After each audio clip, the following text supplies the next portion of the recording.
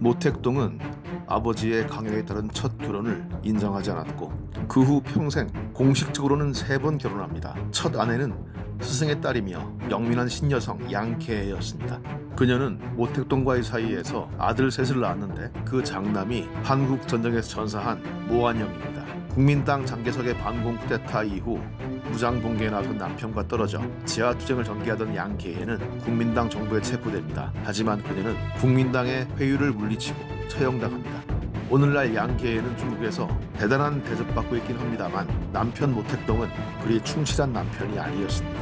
양케이해가 국민당의 협박에 맞서 사투를 벌이는 와중에 모택동은 18 어여쁜 여자 하자진과 미로를 즐기고 있었으니까요. 이 하자진도 대단한 혁명투사였고 대장정을 함께했던 맹렬 여성이었는데 모택동의 카리스마 앞에서 사랑의 프로가 됐습니다. 부상을 당했을 때 그분께 누를 끼칠 수 없으니 나를 버리고 가라 호소할 정도예요.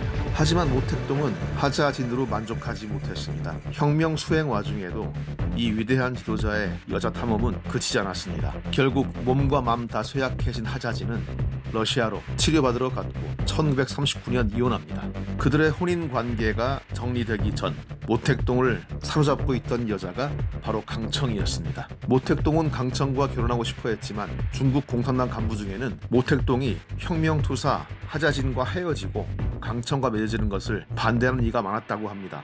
김명호 교수의 중국인 이야기에는 약법 3장 이야기가 나옵니다. 중공당 간부들이 강청과 모택동에게 내건 조건 같은 것이죠. 중국 공산당은 공식적으로 부인한 문서긴 합니다만 첫째, 일부 1처제에 따라 하자진과의 결혼이 정리되지 않는 한 강청의 부인 자격을 인정하지 않고 모택동의 생활과 건강 2가지만 책임지며 당의 정치적 직책을 맡지 않는 등 정치적 활동을 금할 것을 요구하고 있는 거죠. 즉 생활비서였습니다. 자칭 인류의 진보를 선도한다고 자임했던 공산주의 혁명가들이었지만 그중 많은 이들은 모택동처럼 지극히 봉건적인 여성관과 후진적인 이성관계를 보여주었습니다. 그들의 절대적 지위는 무조건적인 숭배와 시대착오적인 지도자에 대한 애정을 합리화했고 혁명 와중에 지도자의 심리적 안정과 일상을 챙기는 여성, 즉 생활비서가 적지 않았던 겁니다.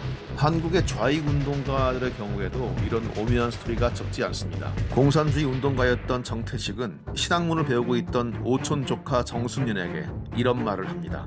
며칠 뒤 이정 선생님이 오시는데 그분은 참으로 훌륭한 분이기 때문에 부모님까지 모셔야 한다.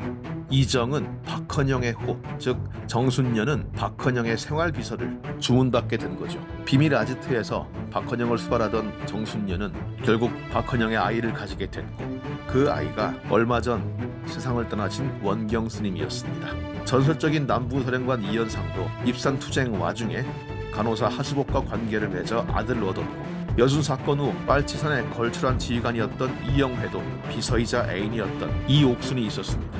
사실 이건 좌익의 문제가 아니라 시대적 상황이라고 해야 옳습니다. 당시 대한민국 고관 대작 가운데 첩이나 현지처를 둔 이 또한 부지기수였고 홀로 있는 힘 있는 남자에게 여자를 붙여주는 것을 무슨 도리로 아는 봉건 정사가 팽배할 때였으니까요. 90년 전 사용되던 단어와 개념, 존엄한 지도자의 건강과 일상을 책임지는 생활비서 이야기가 21세기 한국의 자칭 진보 정당 언저리에서 흘러나왔다는 사실에 경악을 금치 못합니다. 전직 의원이자 진보당의 정신적 지주 역할을 한다는 사람이 그 생활비서에게 성폭력을 저질렀고 이 여성이 문제를 제기하자 당내에서 꽃뱀이라든가 하는 엄청난 2차 가해를 통해 그 입을 막고 있다는 얘기였습니다. 여성 정치 네트워크의 요구사항 3가지만큼은 저도 함께 제기해보고 싶습니다. 첫째, 정치인의 공적 업무를 보좌하는 수행비서나 보좌관에게 사적 노무를 수행케 하는 것은 불법이다. 불법적인 사적 노무와 차별적인 성 역할에 기반을 둔 생활비서라는 조직 문화가 존재하는가. 둘째, 진보당은 진보당 정치인에 의해 발생한 성폭력 사건임을 인지하고 있는가. 인지하고 있다면 공적 시스템을 통해 사건을 처리하고 있는가.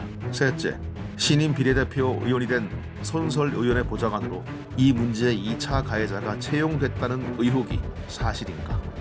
오해가 있을 수 있습니다. 하지만 진보당은 그 오해를 밝힐 의무가 있습니다. 왜 생활비서 이야기가 나왔는지. 생활비서가 아니라면 그녀의 임무는 대관절 무엇이었고 현역 의원도 아닌 이에게 왜 비서가 붙여졌는지, 그리고 무슨 일이 있었는지, 또한 자칭 진보정당 진보당의 대처는 무엇이었는지 못 밝히면 그 이름 떼야죠. 진보는 무슨 얼어 죽을 놈의 진보.